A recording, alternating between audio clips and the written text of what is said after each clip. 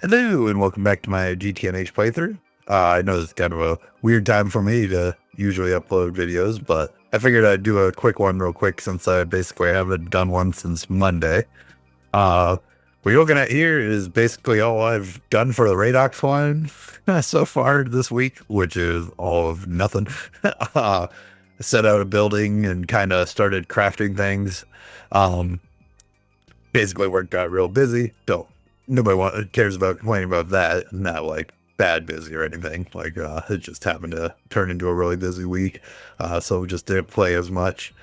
So I did set this up, and then in the process of setting this up, there were essentially two things that I did all week and my only progress. So and both of them kind of came into just things I did because I was constructing this little L here. The first of which was, obviously, I use the matter manipulator to start dropping blocks down and do that fast. And being over here, we're not like far from the main base at all, but it was still out of range of like a wireless point. And so I wanted to fix that so I could use the matter manipulator everywhere. This is just a little thing that I kind of forgot to do. I kept forgetting to do just because I'm always in range, so I didn't think about it. And that is set up this quantum uplink. This guy's pretty straightforward. It always consumes energy. I decided to throw it over here just because it's like my central area. But the only thing we got going on is, so we have this, had to run the matter manipulator in it to link it. I did decide to go with celestial tungsten to power it, just because if we're not normally in different dimensions, so we won't use this very often, but when we do, this is way more efficient than like the helium plasma and stuff. And with the compact reactor, I'm not worried about this running out anytime fast. Now, if I ever do build my plasma power chain and I'm running through tungsten like this plasma like crazy, maybe I'll consider downgrading this to the American plasma, but I think this will be fine. And then, yeah, there's really not too much else to say for it. It was pretty straightforward to set up.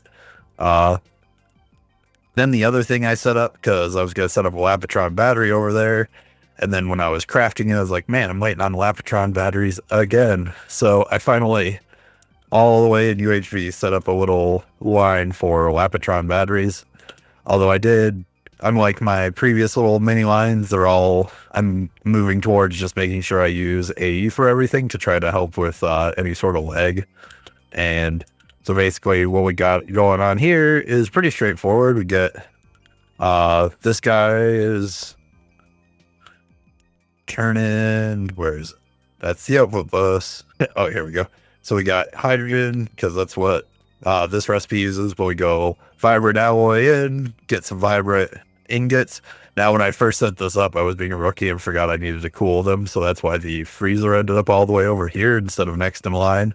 But yeah, basically they come in, this turns them into the actual vibrant ingots, and then I did just go with a, where is it hiding at? Oh, here it is.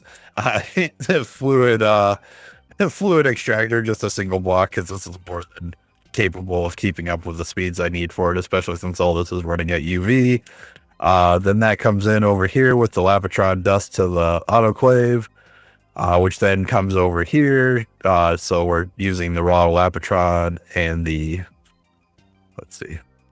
raw Lapatron and the Lapatron dust. So if we're running this recipe right here, Lapatron dust, vibrant alloy, get our raw crystals. And then this guy takes the raw crystals, combines them with an HV circuit, we get the Lapatron crystals. And then this guy over here just is engraving the Lapatron crystals, so I also don't need to wait on engraved crystals anymore either, which I did go a little overkill on how much I put in here. We look here, I've got 130,000 engraved Lapatron chips. So I will not have to wait on those, which is real nice. 8,000 batteries. If I do start to have to wait on batteries for any reason again in the future, I'll just add more. And then because I was doing this, you can see I actually have 14K circuits, and this is to get to this point, I crafted 100,000 HV circuits. and that was just to get the line caught up, and just because I knew it was going to take a while to get that many. So one of the things I did do was I came down here, and this is my normal, this one would be like the equivalent of my single block assembly machines. This guy right here makes my HV circuits.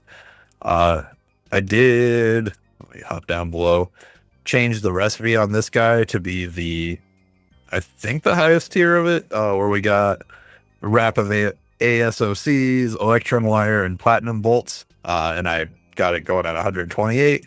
And then I did swap all the relevant input hatches to just be stocking input buses. So this guy is substantially faster. Plus, I also upped the power.